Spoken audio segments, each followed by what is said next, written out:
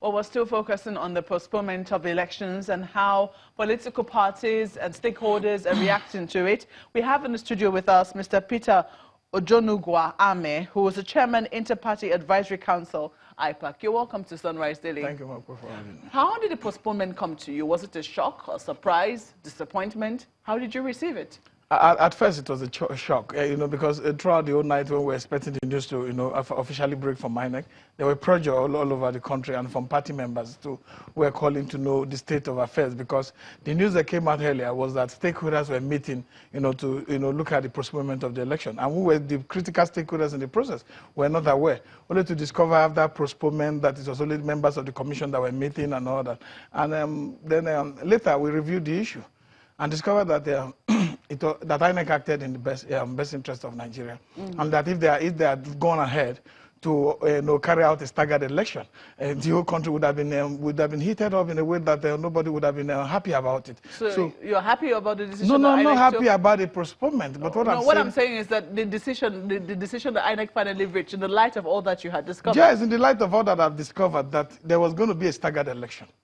In a national election like this that were prepared for 4 years, how do you run a staggered election? How do you conduct elections in places that there are materials and then set out another date to conduct election for other states? It will impede on the credibility of the election. Where did you hear a staggered election from? How do you mean staggered election? What I mean is that obviously, if materials and all necessary electoral material needed to conduct elections are not in the state, what are you expected to do? On that day, you're not going to hold election in that particular state. And that's obvious that election will be staggered. So if you're not going to hold elections on that state, that means the election will be set out to be held on another date slated for that election. Did you receive confirmation from party agents waiting at the CBN offices in different parts of the country that indeed was the case? That a lot of materials yes, there are issues. Like that the burning of the card readers and other PVCs in Anambra, the Niger East and Niger Senatorial election that materials were not available. In fact, even the Resident Electoral Commission also made the public on the issue that the materials were not available. And you go to other states, you find out the issues that presidential ballot papers were not there. So there's another one that the FCT election materials was taken to Adamawa. So if you go ahead to conduct election on that day, I'm not a fan of INEC, I've never been, but if you go ahead to conduct election on that day, that means states that do not have the required material to conduct the election will be put on hold. And that means the election will not be conclusive. I know for the members of the commission and chairman of the, I think what they want to do is to go out with their head high, because we've had best election. We have one of the best elections in 2015. You can't now come fast forward to 2019 and come and have an election that is inconclusive. So I think at the back of their mind, they are, because one of the things you do in an election that you have permanent stigma in Nigeria is to conduct an election that is inconclusive. So for a national election that will bring unity, that will bring progress, that will bring a result that the international community must be very sure that is an election that is devoid of violence, election devoid of that will have standard credibility, free from external political influence. That election will be the only election that will be acceptable to Nigerians. So are you confident then? Does this boost your confidence in the electoral body? Or would you say that, because some people say that as a result of the postponement, their confidence in the electoral body has been diminished?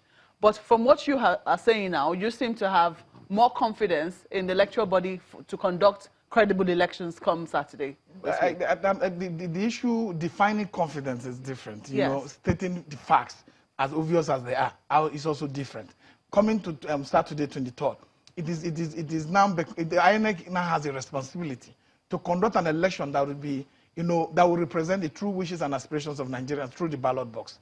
That is the responsibility that has been bestowed upon, and that is the responsibility that the chairman is very much aware of, and the commission. So we are not here to speak for INEC, but what we are saying is that parties should take this in good faith, and let's not overheat the politics. I'm asking about you. I mean, when I talk about confidence, I'm asking whether your own confidence has been boosted.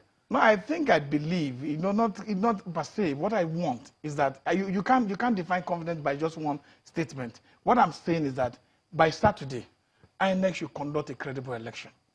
Do you have the confidence that they can? I believe that. That they will. I believe it's a responsibility that they have been bestowed by Nigerians, and they should do that. It's not something that I have to be confident about before they take up their responsibility. If you are not interested in conducting a credible election that will boost Nigerian confidence in the electoral body, then you shouldn't be there. So because this is a job that binds us together that might cause evil chaos if you do something the other way around. So we must charge INEC to conduct election that will represent the true wishes of the Nigerian people. It's because for us, we represent all the political parties. We're not going to comment that one party said that, one party said this. What we're looking at is to look at the processes leading to the election, because credibility of election starts from processes, pre, during, and after. So, but if we now had a problem on the last day that was set out to conduct the 16th election, what we need to sit down and also stakeholders is that moving forward, what do we do to get the best out of this election? For us, one of the advice I'll give the INEC chairman is that there must be proper engagement with all stakeholders, at least before Saturday. Let's take a break, then you can speak a little more on what we need to do to move forward on these elections. In just a moment, please stay with us.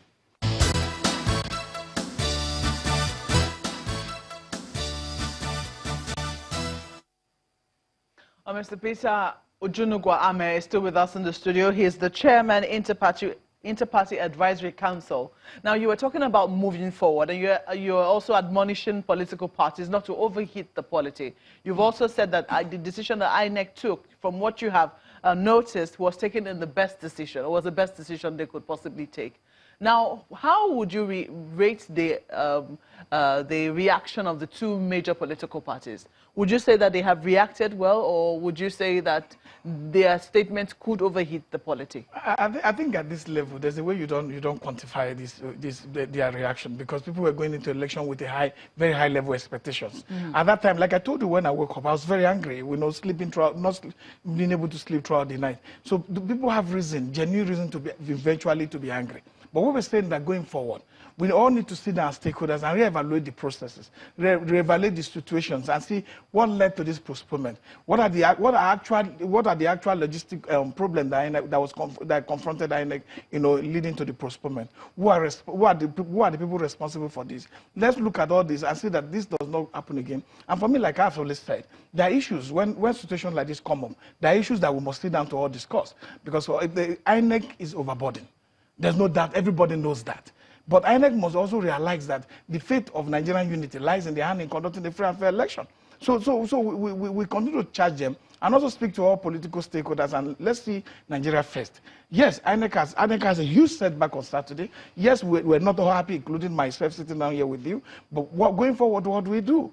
One of the things that INEC must do is to rebuild confidence in the process, is to be able to speak to the Nigerian people every day in a news briefing, to be able to bring them up to speed with their prepreration. Every day? What should I be telling them every day? No, because there's a vacuum. As I'm speaking, there are people returning from Edo, there are people returning from Sokoto, going back home. They're not going to vote again. And there must be heightened advocacy, either from the party level and that's why I'm against the fact that the INEC chairman said there will not be, the commission said that there shouldn't be campaign. It is, the INEC will overplay his hand there. It is not the responsibility of INEC to say that there won't be campaign. It is the responsibility of the law. The law stated clearly, if you postpone the election for another 4 weeks, campaign goes on 24 hours before the day. Who should be the mouthpiece of the law in this instance? In this instance, if INEC is the mouthpiece and INEC has done wrong, if there's a time that they have to revise, the commission is meeting this morning, and I know definitely the commission will look at the law and see that it has no authority to either state whether campaign should not start, because the law stated very clearly that campaign will end 24 hours to the time of election. So you can't just say, and it is for the best interest of INEC that campaign goes on. Because even campaign, as you see, are all a means of advocacy.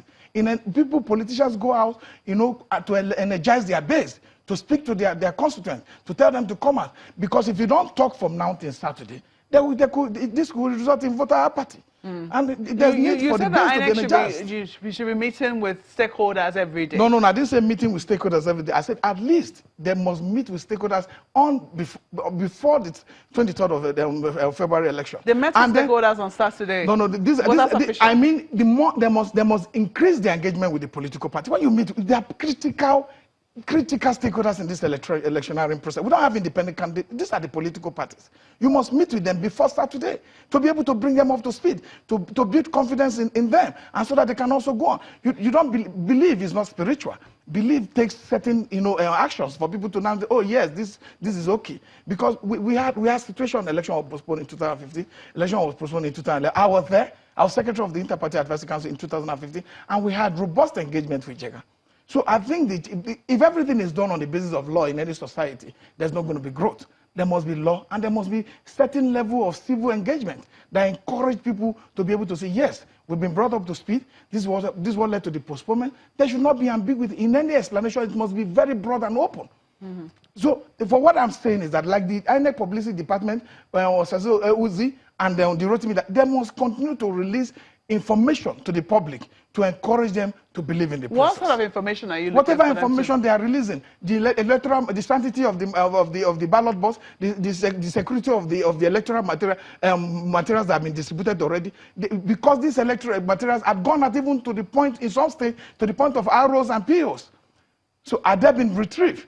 What are their status? INEC says they have. Are you confident that they have? I think all have not been retrieved, because I got a call from Ogun State, from our council there, and saying that, they are still expecting some to come in. So INEC must take cognizance of that and be able to know that all are not being retrieved. What is the evaluation process? What is the mechanism put in place? The parameter in which it will be judged that these materials in all the states have been retrieved, have been returned, in a way that, they say they have reverse logistics. If you have reverse logistics, how do you finally conclude that your revised logistic has been very effective when the prior logistic wasn't as effective as you thought? Mm-hmm. So for us, I think INEC should look beyond the commission meeting. INEC should look about the statutory meeting, about that they are meeting with the people who are responsible solely to conduct election. Mm-hmm. But they also look at those who are responsible also solely to participate in the election and engage them. Because we have electoral partners who are civil society, who have international bodies, domestic and local international observers,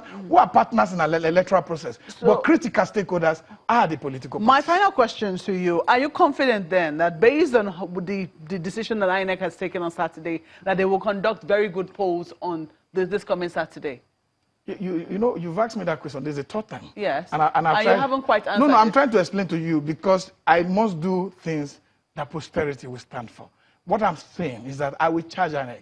I'm not going to sit here and speak and say that I'm confident, I have confidence in the whole commission in 36 states of the Federation. What we are asking is that those responsible to conduct elections for Nigerians must have the interest of Nigeria at heart, must put Nigeria first, and put our parochial and personal interests aside, and conduct elections that will represent the true wishes and aspirations of the Nigerian people. We must be able to charge them to do that. If I sit here as one Nigerian, when we have over 100, maybe 200 million Nigerians, I say, yes, I have got, what kind of confidence do I have? But what I'm saying is that the basis for postponement is better than even saying that it was not postponed at all. That we go ahead to conduct election in like 20 states and leave over 16 and FCT out of it. It's a fine place to leave it. I hope the INEC is listening to your admonition. But we have to thank you most kindly for coming on Sunrise Daily today. Mr. Peter Ojonogwa Ame is the chairman, Interparty Advisory Council. Thank you for coming. Thank you very much. The program continues about now. Please stay with us.